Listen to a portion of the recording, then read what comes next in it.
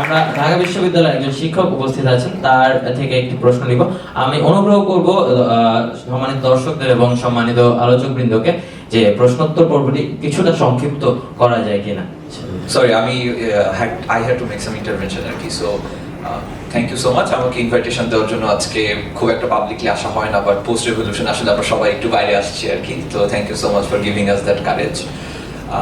আমার মনে হয় যে জুলাই রেভলিউশনের একটা বড় লেসন আমাদের সবার জন্য সেটা হচ্ছে যে এই রাষ্ট্রে আমাদের একটা পলিটিক্যাল কনসেনসাস নাই কিছু কিছু জিনিসে, যেটা লাগবে আমাদের। আমরা যদি মানে শেখ হাসিনা গভর্নমেন্টে 2009-এর আসার পরে দেখি, তো তার আগে পর্যন্ত যে সোশ্যাল কন্ট্রাক্ট আমাদের ছিল সেটা অনেকটা মধ্যযুগের ইউরোপের মতো, যে রাজা চেঞ্জ হলেও জমিদাররা তাদের জায়গায় থাকেন, ঠিকভাবে ট্যাক্স প্রদান করে যান। কিন্তু পোস্ট 2014 আমরা যেটা দেখি যে এটা একদম পুরো রাশিয়ান সার্কডমের মতো হয়ে গেছে, যেখানে আমাদের আসলে কথা বলার ভয়েস কোনো ছিল না। আইদার আমাদেরকে ভূখণ্ড ছেড়ে বিদেশে চলে যেতে হতো, অথবা দেশে যদি থাকতে হতো তাহলে আমরা কথা বলতে পারতাম না। তো প্রত্যেকটা ক্ষেত্রে রেভলিউশন হয়েছে, ফ্রান্সে হয়েছে, রাশিয়াতে হয়েছে, কিন্তু প্রত্যেকটা ক্ষেত্রে রেভলিউশনের পরে যেটা হচ্ছে প্রবলেম সেটা হচ্ছে যে রেভলিউশনের মানে পোস্ট রেভলিউশন যে গভর্নমেন্টটা এসেছে, তারা প্রত্যেকটা ক্ষেত্রেই যে ভুলটা করেছে যে পপুলিজমকে খুব সামনে নিয়ে এসেছে। রাষ্ট্র চালনা করা আর পপুলিজমকে সাপোর্ট করা দুইটা কিন্তু খুবই ডিফারেন্ট জিনিস।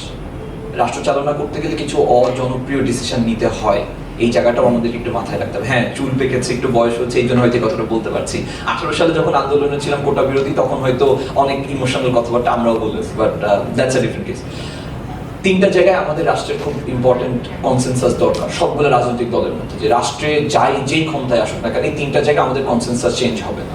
নাম্বার 1 হচ্ছে ইকোনমি, যে অর্থনীতি কিভাবে চলবে, অর্থনৈতিক ম্যানেজমেন্ট, এই জিনিসটা। মোটা থেকে প্রত্যেকটা ওয়েস্টার্ন কান্ট্রিতে দেখেন তাদের মধ্যে রাজনৈতিক দল আসলে ছোটখাটো কিছু ওয়েলফেয়ার পলিসি চেঞ্জ হয়, মোটা দাগে অর্থনীতির গতি প্রকৃতি চেঞ্জ হয় না। That's number 1।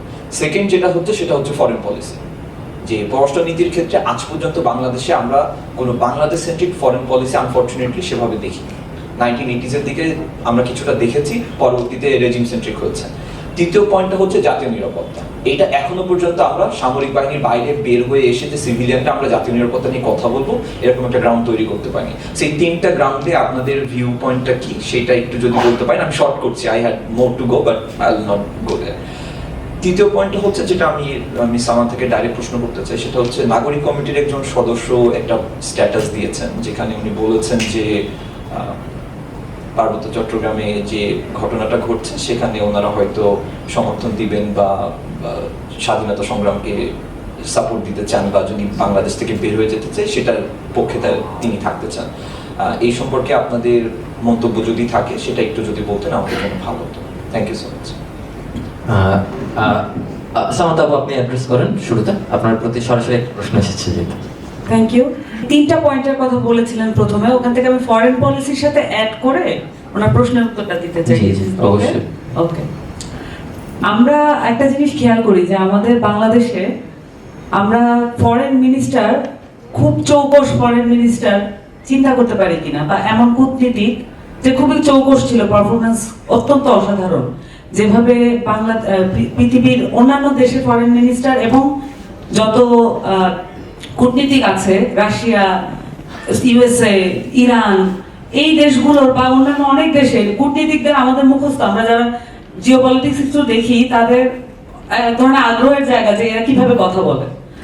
বাংলাদেশের মানুষ আসলে ফরেন পলিসিতে পরাজিত হয়েছে। বাংলাদেশের মানুষের এই যে রিপ্রেজেন্টেটিভ ছিল যারা মিনিস্টার এবং কূটনীতিকরা, এরা ফেল করেছে। বাংলাদেশের মানুষের ওই জায়গাটা লাগবে। বাংলাদেশের মানুষের ফরেন পলিসি নতুন করে ভাবতে হবে, এবং ওই জায়গাটা লাগবে যে এখানকার কূটনীতিকরা যাতে জিতে আসতে পারে ফরেন ডিলে। সব দেশের সাথে আমাদের জায়গাটা যাতে আমরা মনে করতে পারি যে আমরা এই জায়গাগুলোতে আমাদের সার্বভৌমত্ব ধরে রাখতে পেরেছি। এটার সাথে ক্লোজলি রিলেটেড ওনার প্রশ্নটা, নাগরিক কমিটির একজন সদস্যর ব্যাপারে উনি ওনার পোস্টের ব্যাপারে প্রশ্নটা করেছেন। আমি পরিষ্কারভাবে বলতে চাই, নাগরিক কমিটি, জাতীয় নাগরিক কমিটির বাংলাদেশের অখণ্ডতা এবং হচ্ছে বাংলাদেশের সার্বভৌমত্ব, এই দুটি বিষয়ে একেবারে আপোষহীন, সম্পূর্ণভাবে আপোষহীন। এর সাথে কোনো আপোষ হবে না, এই দুইটা বিষয়ের সাথে কোনো ধরনের আপোষ হবে না। আর সামনের দিনে আমরা চাইবো সকল ধরনের, আবারও বলছি, স্টেক হোল্ডার যারা যেই ধরনের কার্যক্রম চালাচ্ছেন, এই কার্যক্রমগুলো উপরে উঠে আসা দরকার, এবং এগুলো নিয়ে আমাদের গণ আলোচনার ভিত্তি তৈরি করা দরকার। This is very crucial. ধন্যবাদ আমাদের শারমিন আপু। আমরাও দা বাংলাদেশ ডায়ালগের প্ল্যাটফর্ম থেকে একটি বিষয়ে স্পষ্ট ধারণা দিতে চাই সবাইকে, যে দা বাংলাদেশ ডায়ালগ অবশ্যই বাংলাদেশের অখণ্ডতা, সার্বভৌমত্বের ব্যাপারে কোনো রকম ছাড় দিতে রাজি নয়। এ ধরনের কোনো আলোচনা আমরা আমাদের প্ল্যাটফর্মে প্রশ্রয় দেব না, যেখানে বাংলাদেশের সার্বভৌমত্ব, বাংলাদেশের স্বাধীনতা, বাংলাদেশের অখণ্ডতাকে প্রশ্নবিদ্ধ করা হয়। জাহিদ ভাই, আপনি যদি স্যারের প্রশ্নের ব্যাপারে কিছু বলতেন। আচ্ছা, শুরুতে একটা অনুমতি চাই, আমি এটার নিয়ে একটু কিছু বলে বেরোতে চাই। আমি সরি, আমার 7টা একটা অ্যাপয়েন্টমেন্ট ছিল, অলরেডি 7টা বাজে, প্রোগ্রাম তো দেরিতে শুরু হয়েছে, আমার যেতে যেতে 7:30 8টাও বেজে যাবে। আমি এটা বলে একটু বেরোতে চাই, আমি আশা করি আপনারা আমাকে মার্জনা করবেন। জাহিদ ভাই, আমি তাহলে আপনি বলার আগে just বলি, আপনি এই উত্তরের সাথে আপনি আজকে কনক্লুশন পয়েন্টটা টেনে আপনি অবশ্যই যেতে পারেন। আমরাও দুঃখিত আসলে, বাট আই এম এনজয়িং, আমার খুবই ভালো লাগছে, এবং the format, the very format is also very interesting. হ্যাঁ, খুব ভালো হয়েছে, খুব ভালো হয়েছে, এবং আমি অন্যদেরকে এটা হয়তো প্রেসক্রাইব করব ইন দ্য ফিউচার। ভাই যে কথাগুলো বললেন হলে খুব ভালো হয়, কিন্তু প্রশ্ন হচ্ছে এটা কি খুব প্র্যাকটিক্যাল কিনা।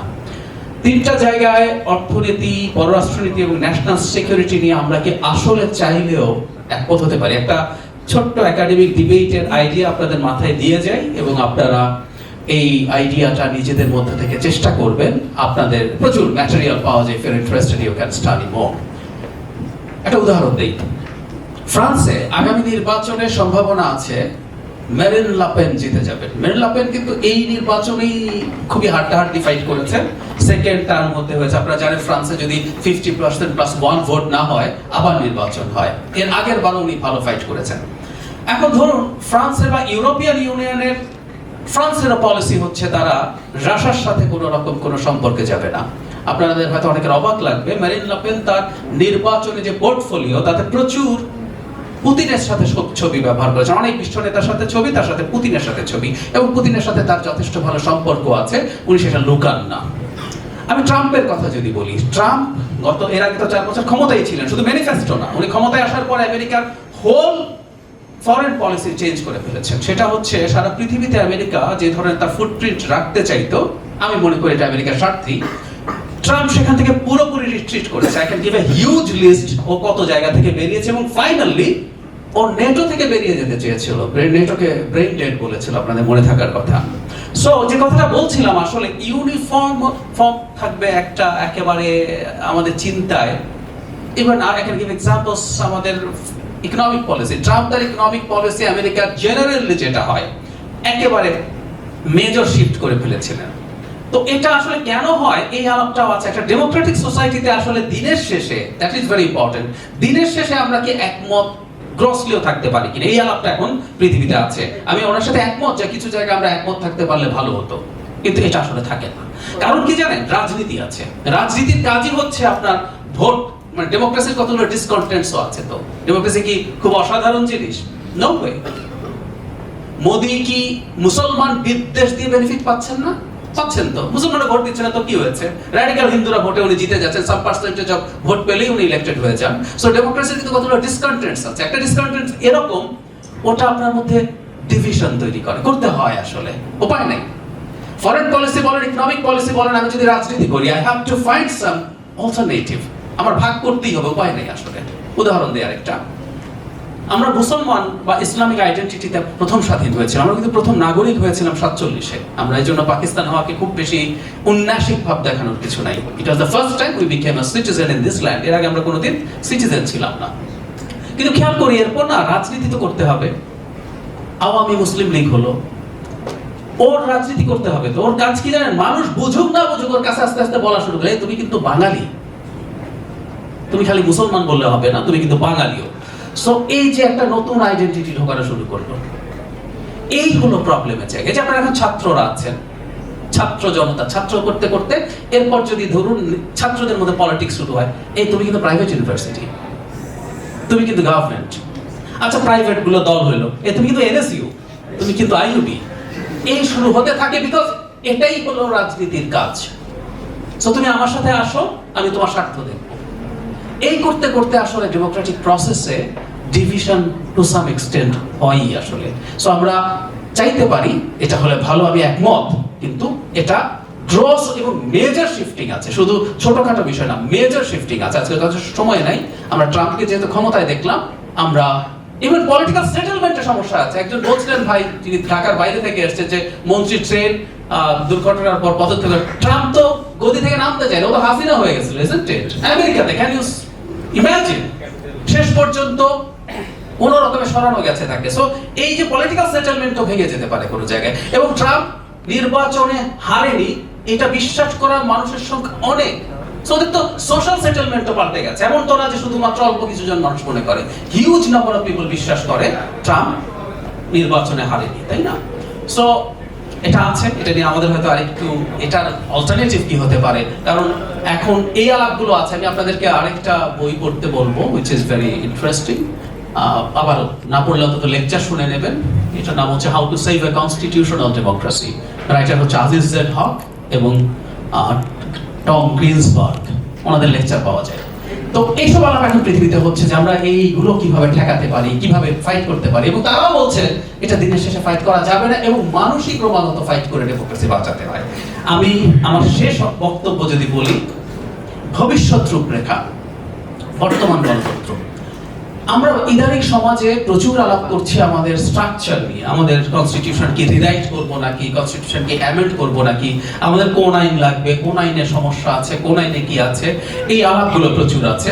আমি আজকে এখানে যারা প্রেজেন্ট আছেন তাদের কাছে আমি একটা জিনিস বলতে চাই, দিনের শেষে আসলে যদি আমরা ডেমোক্রেসি পছন্দ করি, দিনের শেষে ডেমোক্রেসির প্রধান ভ্যানগার্ড হচ্ছে যে জনগণ বোঝে, যে জনগণ অধিকার সচেতন, এবং যে জনগণ তার অধিকারের জন্য চেঁচামেচি করে।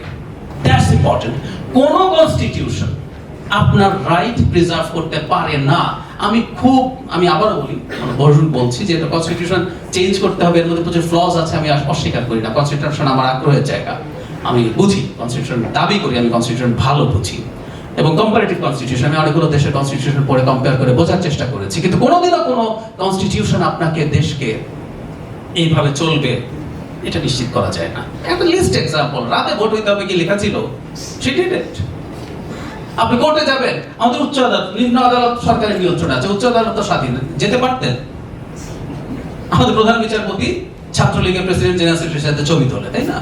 তো এই যদি হয়, আপনি বলবেন আমি আইনে লিখে দিব ছবি তোলা যাবে না, সো হোয়াট, উনি তুলবেন না, লুকিয়ে তুলবেন, লুকিয়ে খাবেন, কিন্তু দিনের শেষে পারপাস সার্ভ হবে। যে কথাটা বলতে যাচ্ছিলাম, that is very important, very important. আমি আপনাদের আরেকজন মানুষেরও যারা আইন বিচার সম্পর্কে ভালো ধারণা পেতে চান তাদেরকে সাজেস্ট করবার এক ভদ্রলোকের প্রচুর লেকচার ইউটিউবে পাওয়া যায়।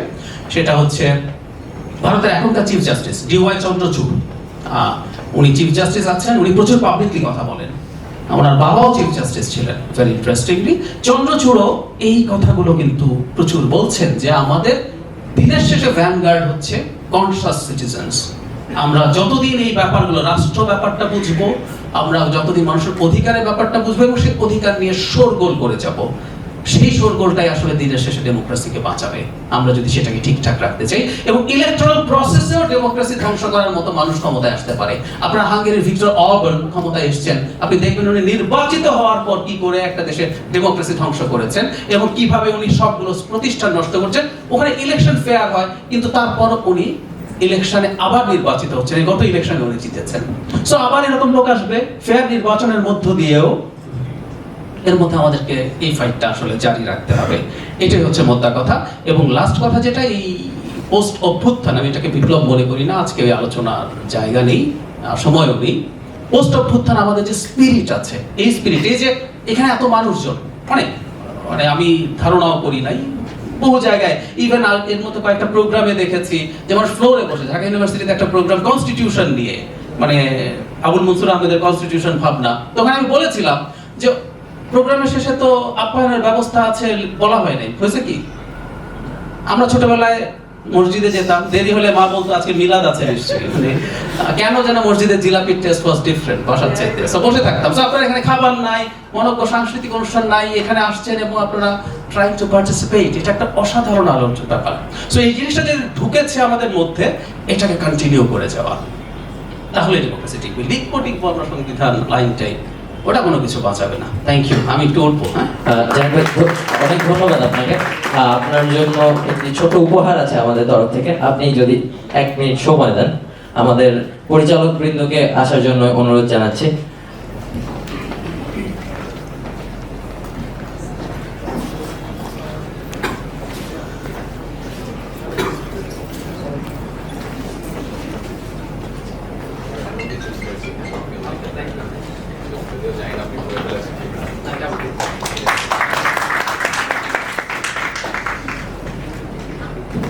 Thank you for everything. Thank you. আমরা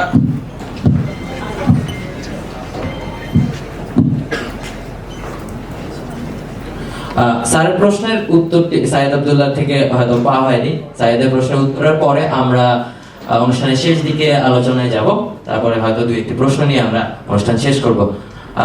সাইদ প্লিজ। যে তিনটা পার্টিকুলার ব্যাপারে বলা হচ্ছিল যে এই জায়গাগুলোতে আমরা এক থাকতে পারি কিনা বা কোনো পরিকল্পনা থাকতে পারে কিনা, জাহিদ ভাইয়ের সাথে আমি একমত। এই যুগগুলো সরকারের পরিবর্তনের সাথে সাথে পলিসির পরিবর্তন হয়, তবে এই জায়গায় বোধহয় একটা জেনারেল জায়গায় আমরা আসতে পারি যে এই জায়গাগুলোতে যারা থাকে তাদের ব্যাকগ্রাউন্ড সলিড কিনা। যেমন এই অডিয়েন্স যারা আছে, আমি যদি বলার চেষ্টা করি, বিগত আওয়ামী রেজিমে শেখ হাসিনার বাইরে সবচেয়ে বড় মিথ্যাবাদীটাকে কোন মানুষটা ছিল? শেখ হাসিনার পরে নাম আসবে অনেক মানুষ, তার ভিতরে যে হাসান মাহমুদের নামটা চলে আসলো। সো হাসান মাহমুদ কে হয়ে গেল? এইবার পররাষ্ট্রমন্ত্রী হয়ে গেল। মানে একজন প্যাথোলজিক্যাল লায়ার, তাকে আমরা বানায় দিলাম পররাষ্ট্রমন্ত্রী। তার কাউন্টার পার্ট, ধরেন ইন্ডিয়ার কথা যদি আমরা চিন্তা করি, ইন্ডিয়ার জয়শঙ্কর যে আছে তার অনেক কাজের আমি অনেক সমালোচনা করতে পারি, কিন্তু তার দেশের পররাষ্ট্রনীতিকে ডিল করার জন্য he is the smartest person. আর তার পাশে আমরা বসিয়ে দিলাম বাংলাদেশের ইতিহাসে শেখ হাসিনার পরে দ্বিতীয় শ্রেষ্ঠ মিথ্যাবাদী প্যাথোলজিক্যাল লায়ার হাসান মাহমুদকে। সো আমরা যেভাবে চিন্তা করি এই যে নীতির পরিবর্তন ঘটতে পারে, কিন্তু সেই জায়গাগুলোতে কম্পিটেন্ট লোকগুলো আছে কিনা এইটা ভাবার জন্য অর্থনৈতিক জায়গায়, তারপর পররাষ্ট্রনীতির জায়গায় এবং আমাদের স্টেট সিকিউরিটির ব্যাপারে এই জায়গাগুলো আমাদের ভাবার দরকার আছে। স্টেট সিকিউরিটি বা অন্য জায়গাগুলোতে আমি আসলে ভাইয়ার কথা যদি একটু বুঝতে না ভুল করি, মানে জনগণের স্টেটটা কি সেটাও তার একটা অংশ ছিল, কিন্তু স্টেট সিকিউরিটি আসলে আমার কাছে মনে হয় খুবই কমপ্লেক্স একটা জিনিস। এইটা কোনো জনগণ যদি পার্টিসিপেট করে, একজন মানুষ সিম্পলি রাস্তায় দাঁড়িয়ে যদি বলার চেষ্টা করে অমুক জায়গায় আর্মি কেন, আমি কোনো পার্টিকুলার জায়গার নাম বলছি না, ইনফ্যাক্ট প্রশ্ন আসতেই পারে যে একে ম্যাজিস্ট্রেসি কেন দেওয়া হলো, কিন্তু এই ব্যাকগ্রাউন্ড বোঝার জন্য আমার মনে হয় যে সবাই কম্পিটেন্ট না। আর স্টেট সিকিউরিটির যেটা গুরুত্বপূর্ণ ব্যাপার, ভারতের কথা যদি চিন্তা করা হয় পররাষ্ট্রনীতির ক্ষেত্রে, পৃথিবীতে অনেকগুলো দেশ আছে দেখবেন তাদের পররাষ্ট্রনীতির ক্ষেত্রে কংগ্রেস যে টোনে কথা বলে, বিজেপিও একই টোনেই কথা বলে। এবং এটা কিন্তু খুবই ইউনিক একটা ফিচার যে এত বড় একটা দেশ যখন পররাষ্ট্রনীতি ডিল করছে তখন দলগুলো কেন যেন একই জায়গায় চলে আসে। ইতিপূর্বে ভারতে কিন্তু এই ধরনের ঘটনা বহুবার ঘটেছে, যে জায়গায় জাতিসংঘে রিপ্রেজেন্ট করার জন্য ইন্দিরা গান্ধীর সময়ে, ইন্দিরা গান্ধী তখন প্রাইম মিনিস্টার ছিলেন, জাতিসংঘে রিপ্রেজেন্ট করার জন্য ভারতের কিন্তু বিরোধী দলীয় নেতাকে জাতিসংঘে পাঠিয়ে দেওয়া হয়েছে। এই যে পার্টিকুলার কিছু জায়গা আছে দেশের সাথে এক, এই ফোরামটা অন্য যে কোনো জায়গা আছে আলাদা একটা কারণে। বাংলাদেশে ইতিপূর্বে আমি বহু থিঙ্ক ট্যাঙ্ক দেখেছি, আসলে থিঙ্ক ট্যাঙ্ক না, তাদেরকে আমি প্রকৃতপক্ষে প্রোপাগান্ডা সেল হিসেবেই বলতে চাই, সিআরআই এর মতো প্রোপাগান্ডা সেল, যে জায়গায় হাজার হাজার কোটি টাকা ইনভেস্ট করা হয়েছে গভর্নমেন্টের অংশ হিসেবে। এবং সেই জায়গাতে আমি ঢাকা বিশ্ববিদ্যালয়ের বহু টিচারদেরকেও অংশগ্রহণ করতে দেখেছি আনফরচুনেটলি। তো বাংলাদেশে আমি সবসময় একটা কথা বলি, আমাদের পররাষ্ট্রনীতি কি হবে, সিকিউরিটি কিভাবে ডিল করবে, আমাদের দেশের অর্থনীতি কিভাবে ডিল করবে, সবচেয়ে বড় কথা বাংলাদেশে আমি চাই সামনের দিনগুলোতে একটা প্রো বাংলাদেশি টানটা চালু হোক।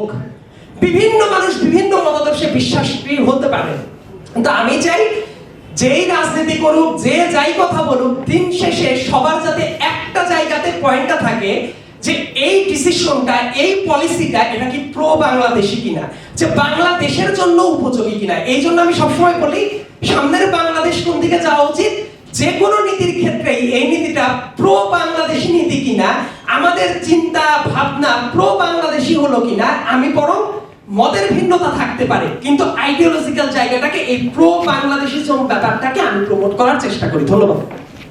অনেক ধন্যবাদ সাইদ আব্দুল্লাহ। আমরা সুপ্রিয় দর্শক, আমরা অনুষ্ঠানের শেষে আপনার প্রশ্নটি নিব অবশ্যই। আমাদের একটু সময় দেবেন, আমরা আলোচনাটি শেষ করতে চাই, তারপরে আমরা প্রশ্নোত্তর পর্ব আশা করি আপনাদের হাতে সময় আছে। জি, অনেক ধন্যবাদ। আমরা আমাদের আজকে প্রথম আলোচনায় আমরা আমাদের বিষয় নির্ধারণ করেছি বাংলাদেশের গণতন্ত্রের বাস্তবতা ও ভবিষ্যৎ রূপরেখা। ভবিষ্যৎ রূপরেখা নিয়ে অনেক ধরনের আলোচনা আসলে আমরা বিভিন্ন জায়গায় দেখতে পাচ্ছি।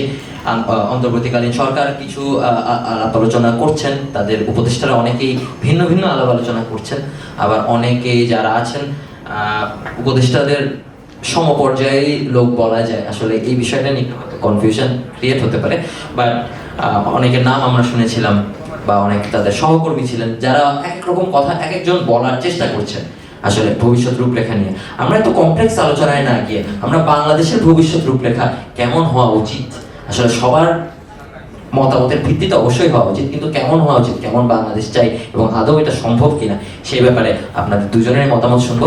আমাদের শারমিন আপু, আপনাকে দিয়ে শুরু করতে চাই। ধন্যবাদ। আসলে এখানে আমাদের জনগণের মধ্যে আমাদেরকে দুভাবে চিন্তা করতে হবে যে আপনার আইন বোঝে এমন মানুষ এবং রাষ্ট্র কিভাবে চলে এটা বোঝে এমন মানুষ, এবং এটা বোঝে না কিন্তু আইডিয়া করতে পারে যে রাষ্ট্রটা কিভাবে চলা উচিত। এটা তার ব্যক্তিগত আকাঙ্ক্ষা, তার আবেগ, অনুভূতি এগুলো দিয়ে ব্যাখ্যা করতে পারে এমন জনগোষ্ঠী। এবং এই দুই জনগোষ্ঠীর মধ্যে সমন্বয় প্রয়োজন প্রথমত। দ্বিতীয়ত হচ্ছে আমরা আসলে সাধারণ মানুষ যারা আসলে আইন ব্যাকগ্রাউন্ডের না, তারা আসলে স্টেটকে ব্যাখ্যা করতে চাই বা স্টেট কিভাবে চলা উচিত সেটা যখন ব্যাখ্যা করতে চাই, তখন হচ্ছে আমরা বলি যে আমরা আসলে যাতে নির্যাতিত না হই, আমরা যাতে নিপীড়নের শিকার না হই, এবং আমরা যাতে আমাদের কথাগুলো বলতে পারি, এবং আমরা যাতে কোনো ধরনের ভয়ের মধ্যে না থাকি, আতঙ্কের মধ্যে না থাকি, আমরা এগুলো বলি।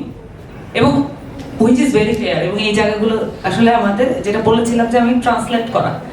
এখন ডিএস এর মতো যে একটা অপ্রেসিং একটা অ্যাক্ট, এইটা যে সরাই ফেলতে হবে, এটা তো আমাদের জনগণ এই আওয়ামী লীগের রেজিমের সময়ও বলেছে। এটা সে বলেছে তার নিজস্ব অভিজ্ঞতা থেকে, সে নানানভাবে নিপীড়িত হয়েছে ওই বোধ থেকে।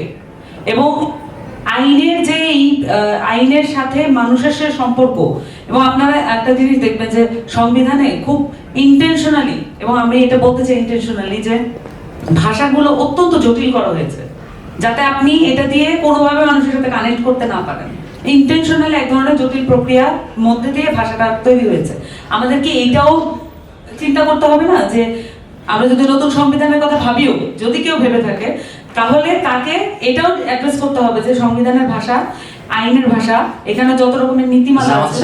এই জায়গাতে আইনের ছাত্র হিসেবে আমি একটু বলে দিতে চাই যে সারা দুনিয়াতে আইনের ভাষা কিছুটা এরকম করে রাখা আছে। এই ব্যাপারে আমরা অবশ্যই আলোচনা করতে পারি। এটা নিয়ে আলোচনা করার একটা অপশন আছে, এবং এই জায়গাটা আসলে ওপেন করা উচিত যে জনগণের বোধগম্য ভাষায় আমরা আসলে আইন প্রণয়ন করা শুরু করতে পারি কিনা। কারণ বাংলাদেশ ইজ এ স্টেট, সে হচ্ছে খুবই ভালনারেবল একটা পজিশনে থাকে পুরো জিওপলিটিক্সে। আপনাকে আমি বারবার এটা আগে বলছিলাম যে রাজনৈতিক জনগোষ্ঠী তৈরি এটা একদিনের বিষয় না, আপনার একটা কন্টিনিউয়াস প্রসেস। তো সেই জন্য আপনি রাজনৈতিক জনগোষ্ঠী তৈরির জন্য আপনার যতগুলো পন্থা আসলে নেওয়া দরকার, সেগুলো তো আপনার নেওয়ার উইলিং জায়গাটা থাকতে হবে। সেই জায়গায় যদি এটাও একটা আমি উদাহরণ হিসেবে বললাম যে এখানে এটা হচ্ছে আপনি আমাদের অনুভূতি দিয়ে আমরা ক্রিয়েট করি। আইনের ছাত্ররা বা আইনের যারা লোক, তারা এটাকে বুঝতে পারবে যে এটা কেন প্রয়োজন অবশ্যই, কিন্তু আমরা জনগণের জায়গা থেকে কি বুঝি যে এইটা সহজ হলে আমার বোধগম্যের মধ্যে হলে এটা কি সমস্যা কিনা, এই জায়গাটাতে এক্সপ্লেইন করার জায়গা দরকার আছে।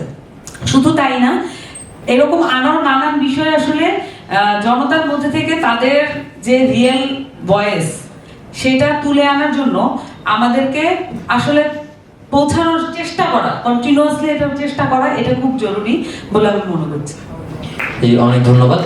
সাইয়েদ আব্দুল্লাহ, সামনের দিন কিভাবে দেখতে চাই? সামনের দিন, সামনে বাংলাদেশ কেমন হওয়া উচিত জানিয়ে বিভিন্ন রকমের আলোচনা আছে, কোনো তাত্ত্বিক আলোচনায় যেতে চাই না, খুবই গণতান্ত্রিক যে আলোচনা বা জনমানুষের আকাঙ্ক্ষা যেটা সবার আকাঙ্ক্ষা হওয়া উচিত এবং এটা আদৌ সম্ভব কিনা। আমি একটু আশাবাদী মানুষ এই কারণে, দেশের মানুষ ভাবছিলই যে সম্ভবত শেখ হাসিনা মরার আগ পর্যন্ত বাংলাদেশে কোনোদিন মানুষ আর ভোট দিতে পারবে না। আমাকে কেউ যদি বলতো মে মাসেও যে এটা কি সম্ভব কিনা, আমার মনে হয় যে মানুষ এটা বিশ্বাস করতো না, কিন্তু লাকিলি সেটা হয়ে গেছে 2 মাসের ভেতরে। এবং যে ঘটনাটা যে বাংলাদেশ সামনে এটা ধরে রাখতে পারবে কিনা, এই আলোচনাটা আমি যেভাবে করতে চাই, এই আলোচনা করাটা ডেঞ্জারাস। আমি অনেকগুলো ক্যামেরা দেখতে পাচ্ছি সামনে, এই হাউসে যারা আছেন তারা যখন আলোচনাটা শুনছেন আমি জানি চমৎকার ভাবে বুঝতে পারবেন। তারপরে আমি বাসায় যাব, যাওয়ার 1 ঘন্টা পরে দেখবো বিভিন্ন জায়গায় এই বক্তব্যের খন্ড খন্ড অংশ বিভিন্ন রিলস আকারে আপলোড করা হয়েছে, যে জায়গায় আগের বক্তব্যও নাই, পরের বক্তব্যও নাই। এই ধরনের বক্তব্য হলে যেটা হয়, মানুষ মনে করে শুধু বোধহয় একটা লাইনে কথা বলা হয়েছে। এই কারণে যারা যারা ভিডিও করছেন তাদেরকে আমি অনুরোধ করব, কোন একটা কনটেক্সটে যদি আমি 2টা ঘটনাই বলি অবশ্যই পুরোটাই রাখার চেষ্টা করবেন, তা না হলে খণ্ডিত জায়গাটা যারা কনফিউশন তৈরি করে এটা রাখবেন না। সাংবিধানিক সংস্কার, হ্যান্ড সংস্কার, তেমন সংস্কার আমাকে বলাই হয়েছে, কেতাবি ভাষা শুনতে চাই না।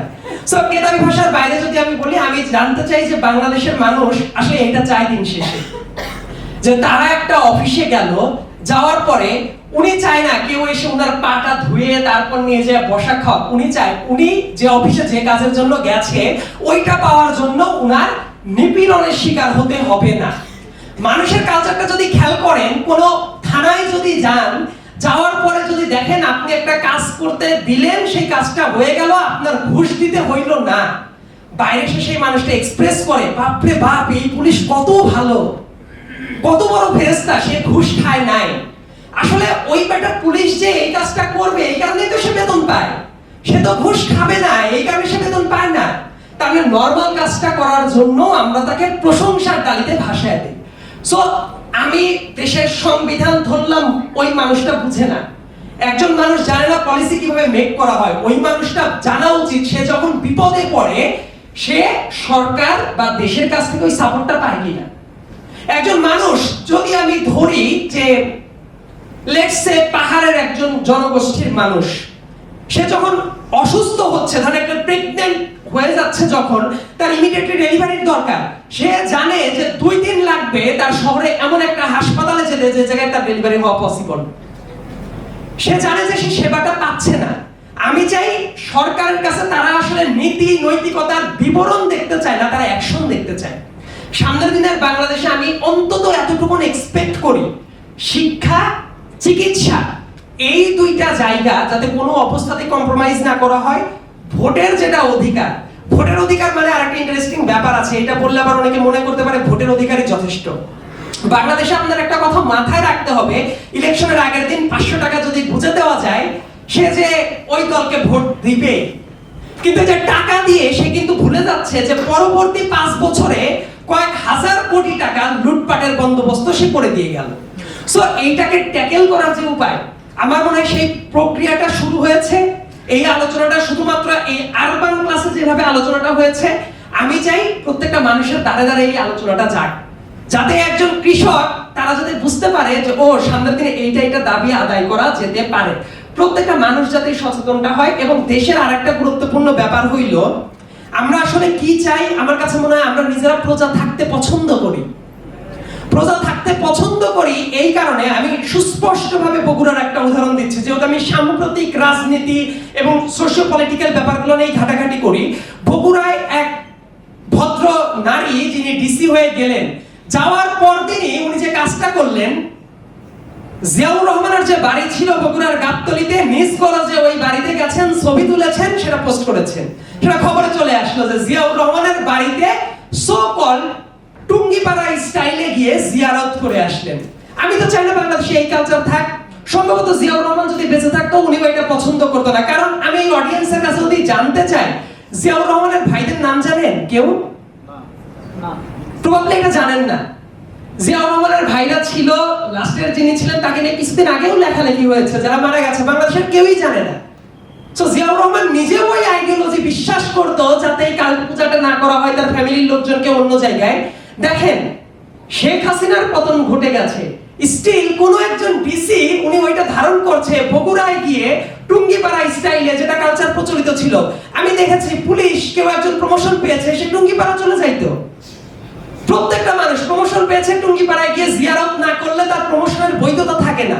সো এই কালচারটা ভবিষ্যতে যারা রাজনীতি করবে তারা যদি নাও চায়, মানুষ নিজেরাই প্রজা হয়ে নিজেকে সমর্পণ করতে চায়, এই জায়গাটা থেকে বের হয়ে আসাটা অত্যন্ত জরুরি। কাজেই আমি যদি সাম আপ করি, সামনের বাংলাদেশ ন্যায় বিচারের কনসেপ্ট আমি বিশ্বাস করি না, কারণ ন্যায় বিচারের কথা যদি বলে, আপু আইন আদালতের কথা বললো, বাংলাদেশের সবচেয়ে বেশি অবিচার হয় আইন আদালত পারে সব সময়, প্রত্যেকটা ঘটনাতে। আমি চাই বাংলাদেশটা ইনসাফ আছে এই ধারণাটা আসুক। আর টিপিক্যালি যদি চিন্তা করি, রাজনীতিবিদরা যাদের পাওয়ার আছে তারা অপকর্ম করার স্কোপটা খুঁজবে। এইটা যদি আমি মনে করি যে জান্নাতুল ফেরদৌস হয়ে যাবে বাংলাদেশ কয়েকদিনের ভেতরে, এটা ইউটোপিয়ান চিন্তা ভাবনা। কিন্তু আমি ওই বাংলাদেশটা দেখতে চাই যে বাংলাদেশের প্রধানমন্ত্রীও যদি কোনো অপকর্ম করে তার এই ভয়টা থাকবে সে অভিশংসিত হতে পারে। মানে ন্যায় বিচারটা পাচ্ছে কিনা, অপরাধ করার পরে কেউ যাতে মুক্তি না পেতে পারে, সে যাতে অ্যাকাউন্টেবিলিটির ভেতরে যায়, এই ব্যাপারটা যাতে নিশ্চিত হয়, আমি এমন বাংলাদেশের কথাটা চিন্তা করি। অনেক ধন্যবাদ শামীম শারমিন আপু, সাইয়েদ আব্দুল্লাহ। আমরা জাস্ট দুটি প্রশ্ন নিব। প্রথমটি অনেকক্ষণ ধরে ভাইয়া অপেক্ষা করে আছেন, দুটি প্রশ্ন নিয়ে আমরা আসলে আমাদের আজকের আলোচনা শেষ করব। সংক্ষেপে প্রশ্ন করবেন। আসসালামু আলাইকুম, আমার নাম বশির আহমেদ। আমার দুইটা প্রশ্ন ছিল। একটা হচ্ছে বাংলাদেশের প্রেক্ষাপটে আইডেন্টিটি পলিটিক্স নিয়ে, কারণ আমরা দেখতেছি যে কিছুদিন যাবৎ দুই গ্রুপের মধ্যে মারামারি এগুলো হচ্ছে। আর আমাদের এখানে যেহেতু দুইটা উইং আছে, একটা হচ্ছে লেফট উইং, একটা রাইট উইং। তো when left go too far and when right can go too far, এগুলো নিয়ে একটু বলবেন। কারণ আমরা দেখেছি কিছুদিন আগে কিছু হুজুর কাশফুল পোড়াচ্ছেন কারণ মেয়েরা এখানে গিয়ে ছবি তোলে। সো এটা নিয়ে একটু বলবেন। আর আপনার কাছে আমার প্রশ্নটা হচ্ছে যে আপনাদের যে পরিষদটা গঠন করা হয়েছে, এটার সাথে বৈষম্য বিরোধী ছাত্র আন্দোলনের কতটুকু সম্পর্ক আছে, অ্যান্ড আপনারা কি সামনে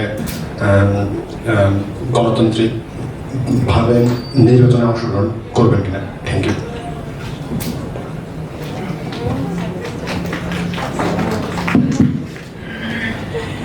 বাংলাদেশকে নিয়ে আপনি খুবই কারেক্টলি পয়েন্ট আউট করেছেন যে লেফট যখন টু ফার লেফট হয়ে যায়, রাইট যখন টু ফার রাইট হয়ে যায়, তখন আসলে প্রো বাংলাদেশি টার্মটা ভেগ হয়ে যায়। সো আমি এমন বাংলাদেশ দেখতে চাই, বিগত দিনগুলোতে যেমন একজন দাড়ি টুপি আছে এই মানুষগুলো স্টিগম্যাটাইজড হয়ে যাইতো, যে হলের ভিতরে দাড়ি টুপি আছে শুধুমাত্র এই কারণে, শুধু ছাত্রলীগ না, হলের প্রভোস্ট রাত 2টা-3টার সময়ে শাহবাগ থানায় ডাক দিয়ে নিয়ে গিয়ে জঙ্গি হিসাবে ধরে নিয়ে গেছে। সো দাড়ি টুপিওয়ালা মানুষগুলো স্টিগম্যাটাইজড হয়ে আছে। আমি চাই ওই বাংলাদেশ হোক যে বাংলাদেশে একজন দাড়ি টুপিওয়ালা মানুষও নিরাপদ ফিল করবে, তার পরিচয় দিতে সে কোনো ধরনের প্রবলেম ফেস করবে না। আবার একই সাথে এইটা বললে অনেক ক্ষেত্রে যেটা হতো, আমি সবসময় বলি, এইটা বললে যারা আবার তালি দেয়, পরের বাক্যই যখন আমরা বলি তখন দেখি যে মানুষ খুব নিশ্চুপ হয়ে যায়। আমি চাই ওই বাংলাদেশ হোক যে বাংলাদেশে একজন মেয়ে যদি টপ টপ করে ঘুরে বেড়ায় সেও যাতে নিরাপদ ফিল করে। এই বাংলাদেশে আমি চাই ব্যান্ডের গান চলুক, কালচারাল কাজ হোক, আবার একই সাথে কোরআন তেলাওয়াত হোক। উভয় অংশের মানুষ যাতে মনে করে ওই কাজটা করার জন্য তারপর কোনো নিপীড়ন হবে না।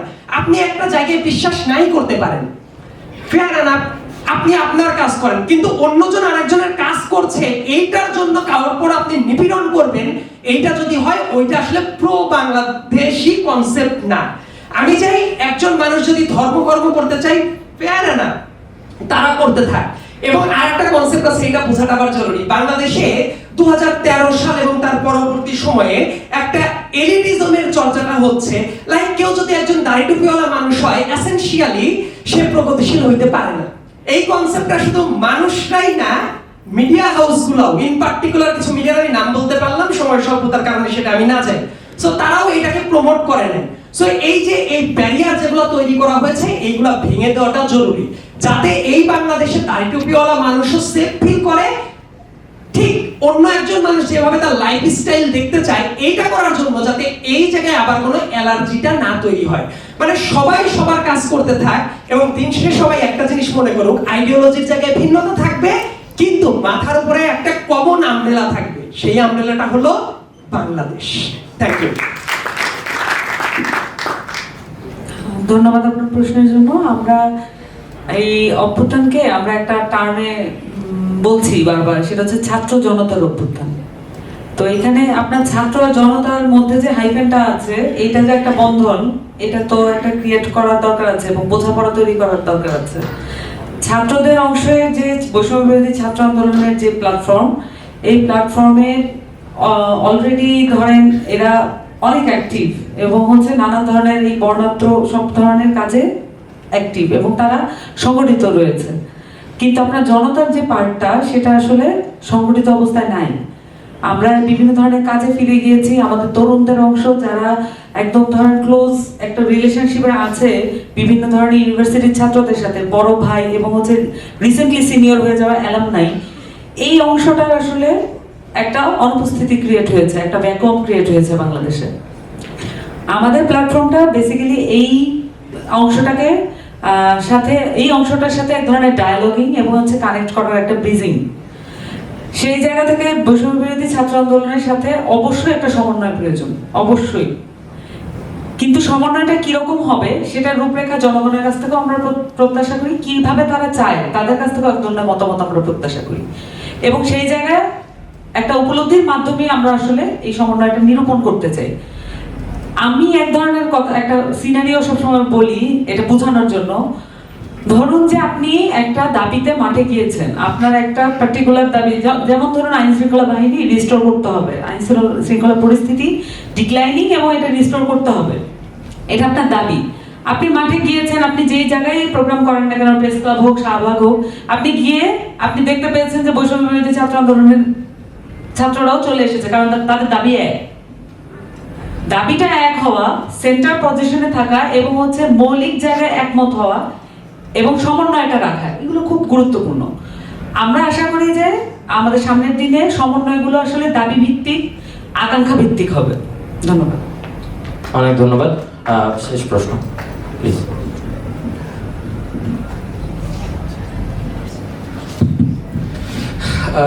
ধন্যবাদ। আমি প্রথমেই হচ্ছে আমাদের দর্শকদের পক্ষ থেকে আজকের যে প্ল্যাটফর্ম দ্য বাংলাদেশ ডায়ালগ, আপনাদেরকে ধন্যবাদ জানাতে চাই।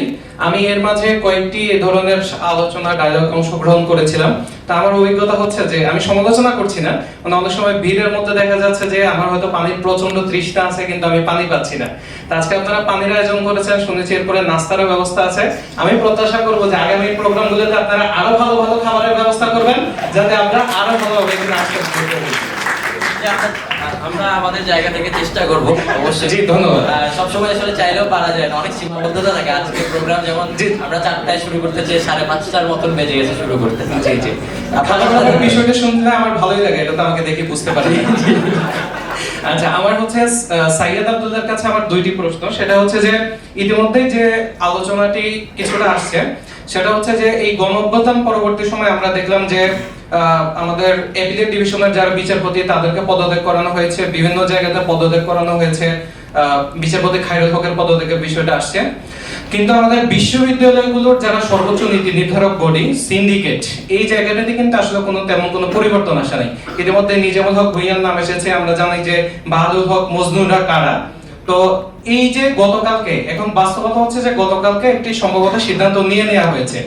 এখন এই ধরনের ফ্যাসিবাদের দালাল যারা অধিকাংশ, তাদের মাধ্যমে আসা যে সিদ্ধান্ত, সেই সিদ্ধান্তটি কি আমাদেরকে আগে মানা উচিত, নাকি যে ফ্যাসিবাদের দালালি যারা দীর্ঘ সময় ধরে করে গেছে তাদের পদত্যাগের পর যে ধরনের একটি জন আকাঙ্ক্ষার একটি সিন্ডিকেট গঠিত হবে এবং এই ধরনের একটি প্রপার ডায়ালগের মাধ্যমে, আমি ইতিমধ্যে সাইয়েদ আব্দুল্লাহ যে বিষয়টি বলেছেন যে ঢাকা বিশ্ববিদ্যালয়ে একটি পলিসি ডায়ালগ হয়েছিল, আমি নিজেও সেখানে ছিলাম। সেখানে আমি একটা সংকট দেখেছি, সেটা হচ্ছে যে, এবং এটা সামগ্রিক সংকট, যে ছাত্র রাজনীতি নিয়ে আলোচনা হচ্ছে কিন্তু যারা ছাত্র রাজনীতি চায়, যারা ছাত্র সংগঠন করে, তাদেরকে কিন্তু সেই জায়গাগুলোতে কথা বলার সুযোগ দেওয়া হচ্ছে না। আমরা কি ডায়লগের মাধ্যমে সিদ্ধান্ত নিব, না এই ধরনের ফেসিবাদের দালালদের মাধ্যমে সিদ্ধান্ত নিব?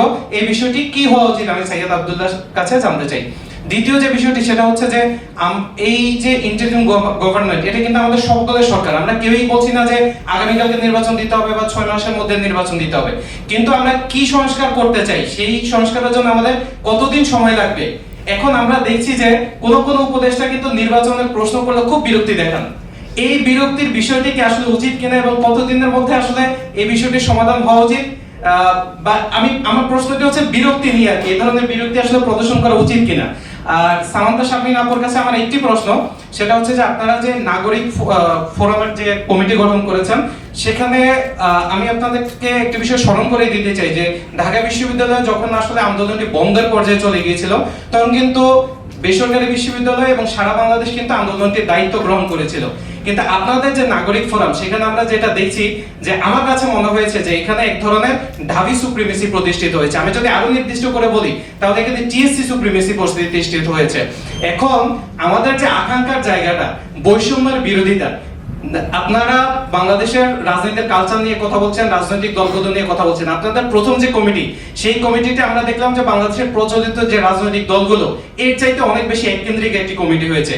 বৈষম্য নিরসনের কথা বলে নিজেরা বৈষম্য করে আসলে বৈষম্য নিরসন কি করা যায় কিনা আপনার কাছে আমার প্রশ্ন। ধন্যবাদ। আমরা সাইদ থেকে শুরু করবো, আপু থেকে শেষ করবো। সাইদ প্লিজ। ভাইয়ার দুইটা প্রশ্ন ছিল, সেই প্রশ্নটার উত্তর দেওয়ার জন্য আমি ইজি একটা এক্সাম্পল আজকে সেট করি। আজকে জুমার নামাজের পরে আগে ঘটনাটা ঘটেছে বাইতুল মোকাররমে। বাইতুল মোকাররম মসজিদের যে ওই খতিব যে ছিলেন, মানে মুফতি রুহুল আমিন, সো ওই যে বললেন না যে যারা পরবর্তীতে এসেছে আগের যে বন্দোবস্ত ছিল তারাই পলিসি মেকিং এ অংশ নিচ্ছে কিনা, এটা বোঝানোর জন্য উদাহরণটা জরুরি। ওই মুফতি রুহুল আমিন, তার পরিচয়টা একটু দেখে অনেকে আবার এটা দেখবেন বিভিন্ন জায়গায় কালারাইজ করবে, বাপরে বাপ বাইতুল মোকাররমের খতিবের সাথে মারামারি হলো। বাংলাদেশ এমন জায়গায় চলে গেছে যে জায়গায় বাইতুল মোকাররমের খতিবেরও শেখ হাসিনা পতনের সাথে সাথে পালাতে হলো। এর কারণ আছে। এর কারণটা হলো উনি হলো সেই ব্যক্তি যে শেখ হাসিনাকে কওমি জওয়ানি উপাধি দিয়েছিল, এই রুহুল আমিন। উনিও সেই ব্যক্তি যিনি 2018 সালের ইলেকশনের আগে উনি নৌকার নমিনেশন চেয়েছিল। আপনার প্রমাণ আমার ফোনেই আছে, আমি ডকুমেন্টেড করে রেখেছি।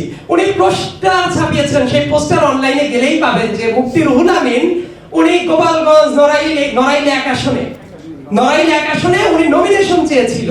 উনি সেই ব্যক্তি যিনি বসুন্ধরা গ্রুপের সোহান সাহেবের যে ছেলে আছেন, সো সাইমসোয়ান আনভির, উনাকে বাইতুল মোকাররম মুসল্লি কমিটির সভাপতি বানিয়েছিলেন তার পাশেই বসে থেকে। সো এই জাতীয় একজন ব্যক্তি দেশের শীর্ষ মসজিদের খতিব আকারে থাকায় এটা মুসলমানদের জন্য লজ্জাজনক। এই মানুষটা দেখেন কি ফিল করলো, সরকার পতনের পরে যে পালিয়ে গেল বিনা নোটিসে, কোনো নোটিস নাই, কোনো কিছু নাই, ভারপ্রাপ্ত একজন মানুষ খতিব হিসেবে থাকলো। সে 1.5 মাসের ভেতরে এইটা সে ফিল করলো, বাইতুল মোকাররমে গিয়ে বর্তমানে যিনি খতিব করছেন তার কাছ থেকে মাইকটা কেড়ে নেওয়ার সক্ষমতা তার আছে। এই ব্যাপারটা সে ফিল করলো কেন?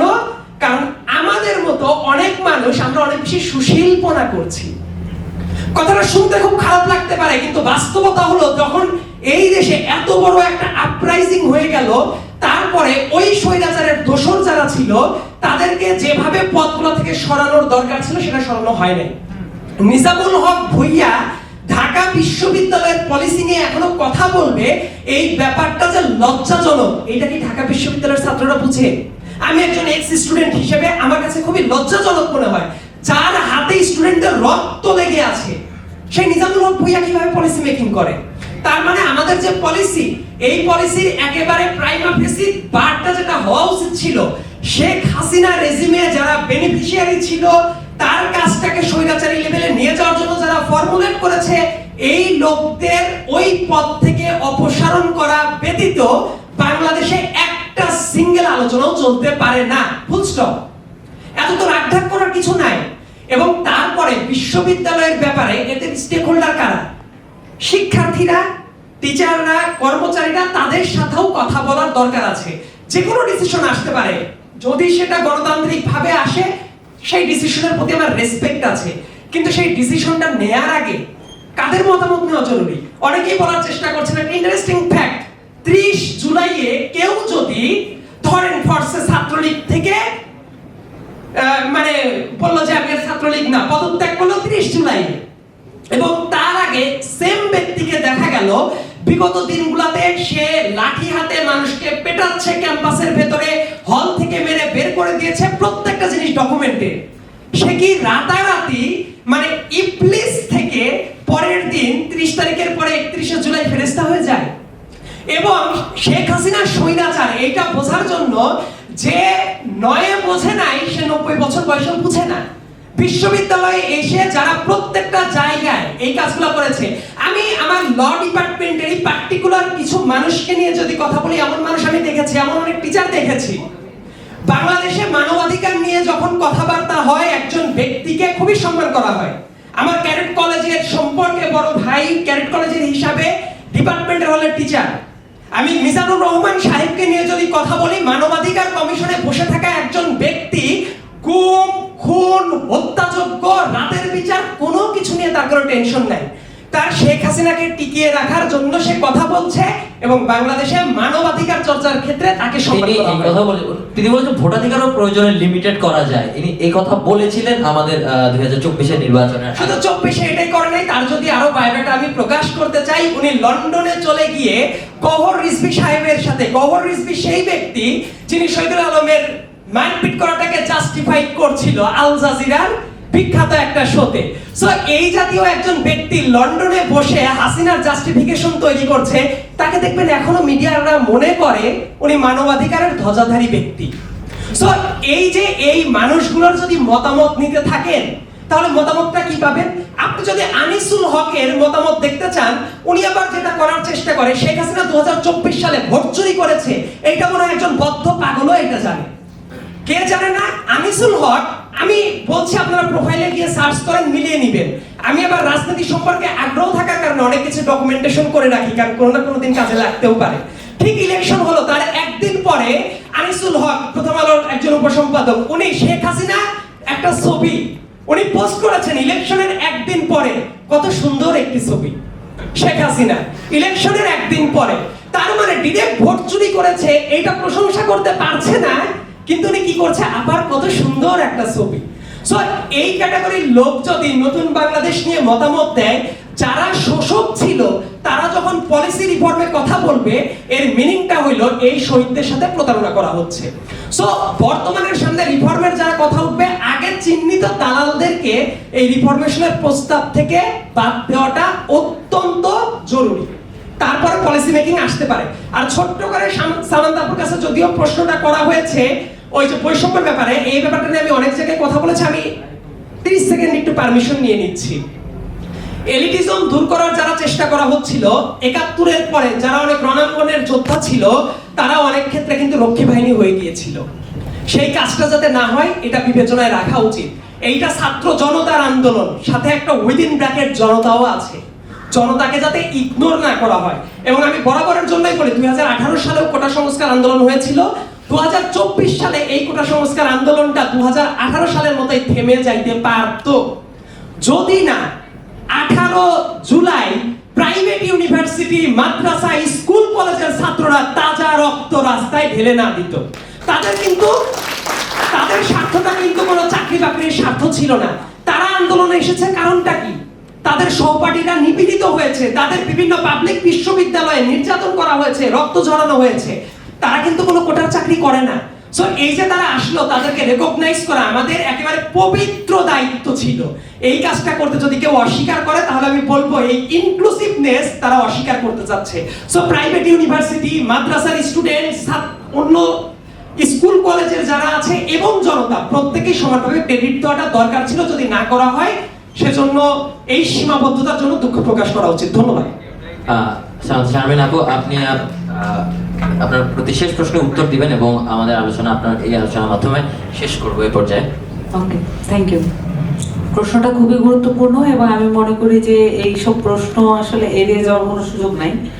এখন স্যার যেটা বললো যে দুঃখ প্রকাশ করা, দুঃখ প্রকাশটা আমি পরে করছি, আগে বলে নিচ্ছি যে আমাদের ক্রাইটেরিয়া কি কি ছিল।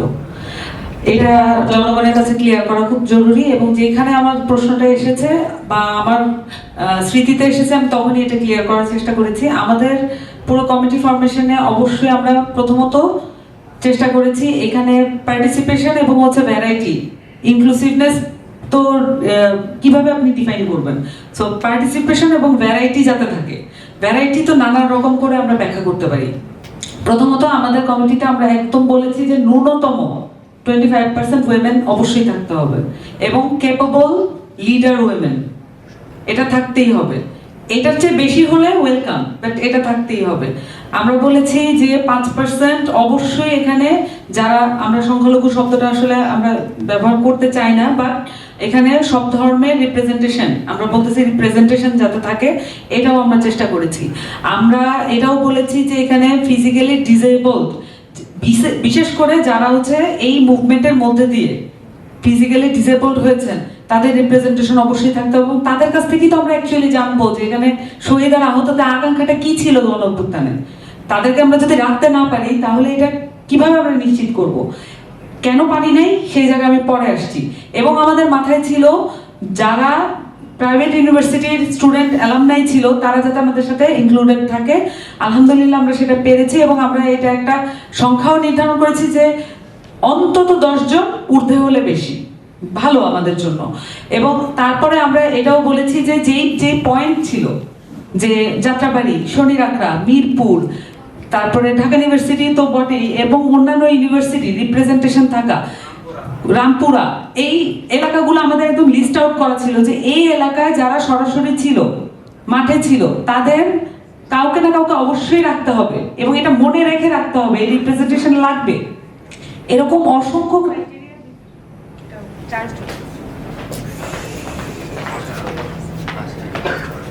অসংখ্য ক্রাইটেরিয়ার ভিত্তিতে আমাদের কমিটিটা আমরা ফরমেশন করার চেষ্টা করেছি, এবং একটা স্পেশাল ক্রাইটেরিয়া ছিল অবশ্যই এখানে শ্রমিক রিপ্রেজেন্টেশন থাকবে, বিশেষ করে একজন রিক্সা শ্রমিক। আমাদের মুভমেন্টে রিক্সা শ্রমিকের যে ভূমিকা এটা আমাদেরকে স্বীকার করতেই হবে, এবং তাদের কথাটাও আমাদের শুনতে হবে, প্লাস একজন কৃষক এবং একজন গার্মেন্টস শ্রমিক।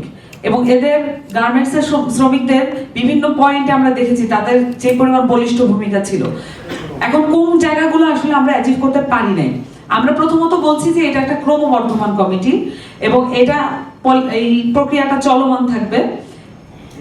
গার্মেন্টস শ্রমিকদের ক্ষেত্রে এবং রিক্সা শ্রমিকদের ক্ষেত্রে এখানে খুব গুরুতর একটা ফিল্ড ওয়ার্কের প্রয়োজন আছে।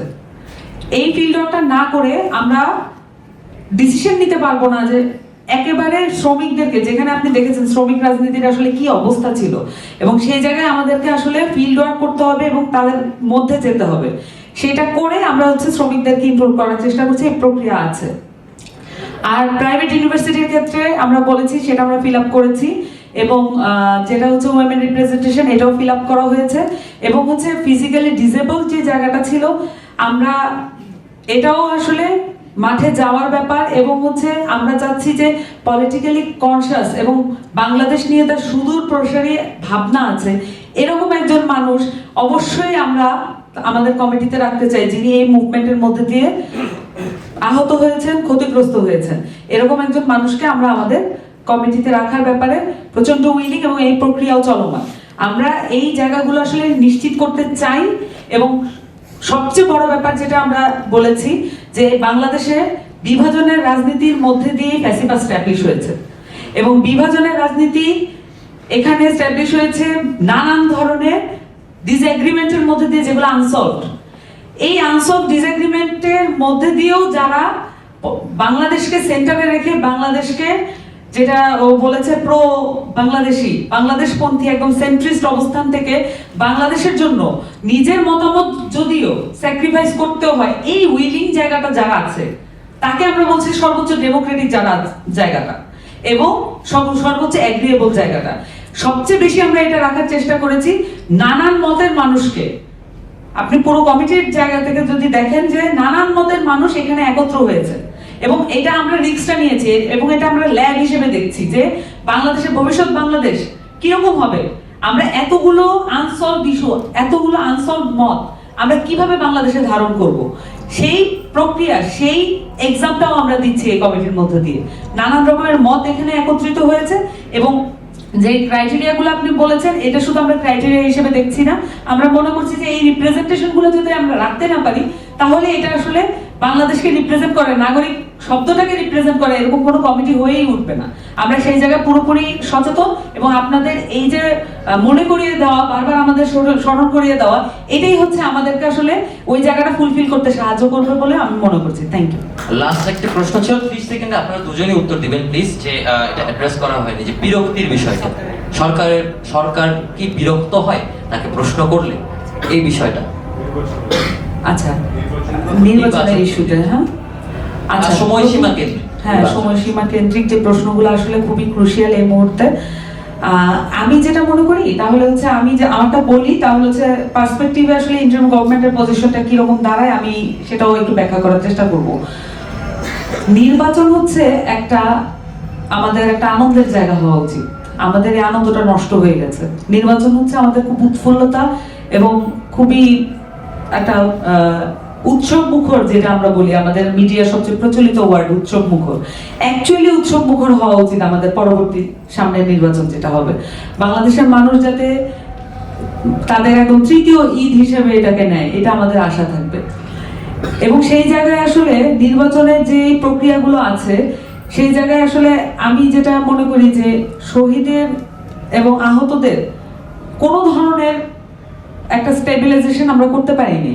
তাদের পুনর্বাসন বাকি, তাদের চিকিৎসার খরচ জোগানো বাকি, এবং তাদের লিস্টিংটা পর্যন্ত আমরা করতে পারিনি। আমরা জানি না যে আদৌ এটা আমরা পুরোপুরি কমপ্লিট করতে পারবো না। আমরা আশঙ্কা করছি যে অনেক এভিডেন্স হয়তো বা এর মধ্যে বিনষ্ট হয়ে গেছে। তো এইসব জায়গা থেকে এই ধরনের উৎসব মুখর যে নির্বাচন আমরা চাচ্ছি, এটা চিন্তা করা আমার কাছে মনে হচ্ছে যে একটু টু আর্লি। তবে এটা না যে টু আর্লি হলে যে এটা নিয়ে আসলে আমরা কথা বলবো না, বিষয়টা মোটেও তা না। এবং বিরক্তি প্রকাশ করা জনগণের উপর, এটা আসলে একটা প্রিভিয়াস গভর্নমেন্টের একটা অ্যাটিটিউড, এবং এটা আমরা দেখতে চাই না। আমরা চাই যে উৎফুল্ল উপায়ে এবং খুব এনগেজিং উপায়ে মানুষের সাথে উত্তর দেওয়ার জন্য রেডি থাকুক আমাদের উপদেষ্টা এবং তাদের যত রকমের সরকারের যত সচিবরা আছেন এবং যারা আছেন দায়িত্বরত, সবাইকে এখানে খুবই মানুষের সাথে এনগেজিং উপায়ে এই উত্তরগুলো দেওয়া উচিত বলে আমি পার্সোনালি মনে করি। বিরক্তি এটা প্রিভিয়াস গভর্নমেন্টের বিষয়, এটা এখানে আসতে পারে না। এটা গণঅভ্যুত্থানের সরকার, তাকে এই ধরনের অ্যাটিটিউড করলে হবে না। অসংখ্য ধন্যবাদ। সাইয়েদ আব্দুল্লাহ, যদি শেষ 30 সেকেন্ডে কিছু। 30 সেকেন্ডে বলাটা মুশকিল, কারণ একটা উদাহরণ দিতেই হবে। এই কারণে আমার মনে আছে, আমার মেমোরি, আমি বিশ্বাস করি আমি খুব একটা ভুলে যাই না। একদম ছোটবেলা থেকে দিন তারিখ ক্ষণ সব মনে থাকে। তত্ত্বাবধায়ক সরকার যখন এসেছিল, 11 সরকার, প্রথম 6 মাস খুবই জনপ্রিয় ছিল। মানুষ মনে করছিল শেখ হাসিনা খালেদা জিয়া দুইজনই বিদায় হইলে দেশটা বাঁচে। বাট উইদিন 6 মান্থস যেটা হলো, মানুষের পারসেপশন পুরোপুরি ঘুরে গেল। সো আমার একটা ভয় আছে যে এই সরকারও কি এই জাতীয় কোনো কিছু ফেস করবে কিনা। আর এই সরকারকে নিয়ে কথা বলে আমি চাই যে এই সরকার সাকসেসফুল হোক, টিকে থাক, কারণ এটা সবার জন্যই দরকার। এই সরকারের অনেক ব্যক্তি, অ্যাটলিস্ট 5 থেকে 6 জনের সাথে আমার পার্সোনালি প্রফেশনাল কারণে নানাভাবে বিভিন্ন কাজ করতে হয়েছে। অনেক বন্ধু বান্ধবের মতো মানুষজনও আছে। সো এটা নিয়ে কথা বলাটা একটু মুশকিল। কিন্তু একই সাথে কেউ যদি বিরক্তি প্রকাশ করে, এটা আসে কোন জায়গা থেকে? আমার কাছে মনে হয় এই সরকারটা আরো ফ্রুটফুল হতে পারতো যদি বিভিন্ন পলিটিক্যাল দলের ইনক্লুশনটা থাকতো। কারণ দেশের যে কোনো প্রবলেম অনেকে অনেকভাবে ব্যাখ্যা করতে পারে, কিন্তু আমি মনে করি দেশের যদি সত্যিকার অর্থে ভালো হইতে হয়, পলিটিক্যাল দলগুলোর উইল খুব এসেনশিয়াল।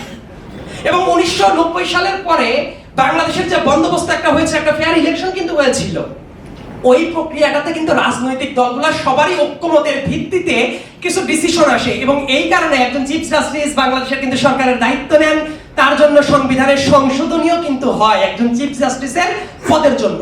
সো এই জায়গাতে অনেক বেশি একই ঘরানার মানুষ হয়ে গেছে, কারণ অনেক প্রবলেম আসবে যারা ভদ্র কথায় ডিল করার জিনিস না, শুধু পলিসি ফর্মুলেশনের ব্যাপার না, পলিটিক্যালিও ডিল করতে হবে।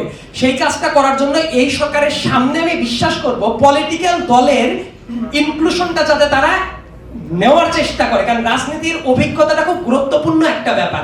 রাজনীতির যেমন নেগেটিভ সাইড আছে, পজিটিভ সাইডও আছে। সো এই সরকার যখনই রাজনৈতিক দলগুলার কিছু ইনক্লুশন চাবে তাদের ভেতরে, আমার কাছে মনে হয় যে অনেক সংকট যেটা দেখা যাচ্ছে, প্রত্যেক সপ্তাহে দেখবেন 2-1টা করে নতুন সংকট সামনে চলে আসছে, এইটা ডিল করার মতো যথেষ্ট পরিমাণ পলিটিক্যালি ক্যাপাবল তারা বলে আমি অন্তত পক্ষে স্যাটিসফাইড না। সো এই ব্যাপারটা আরো কিভাবে স্ট্রং করা যায়, এবং পলিটিক্যাল দলগুলো তো চাবে একটা ম্যান্ডেট দিতে, এটা চাওয়ার কোনো দোষ নাই, কিন্তু সেটাকে কিভাবে রিফর্ম করা যাবে সেটা ভালোভাবে অ্যাড্রেস করতে হবে। না উঁচা স্বভাব বাংলাদেশে আর কারোই থাকা উচিত না, যে আমি অমুক ডিগ্রি আছে তমুক ডিগ্রি আছে এই কারণে কেউ একটা কথা বলছে। পলিটিক্যাল দলগুলো তো চাবে একটা রোড ম্যাপ দেন, সেটা 6 মাস না হোক, 1 বছর না হোক, 1.5 বছর হোক, যাতে মানুষ জানে যে স্পেসিফিক্যালি এই সরকার এই কাজটা করবে, এটা হওয়ার পরে দেশের মানুষ পার্টিসিপেট করতে পারবে একটা ইলেকশনে। সো এটা জানতে চাওয়াটাও কিন্তু একটা right.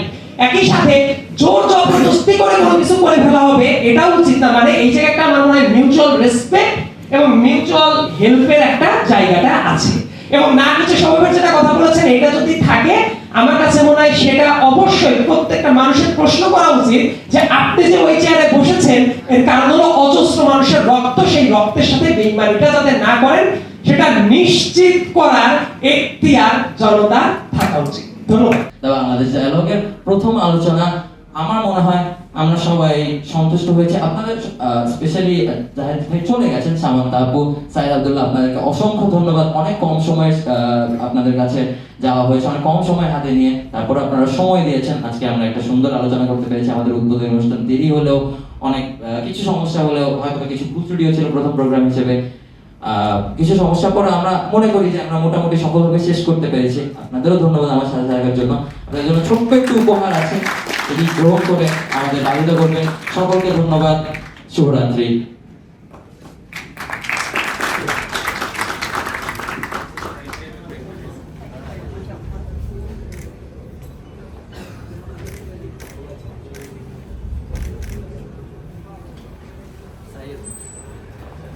Thanks for coming. Bye.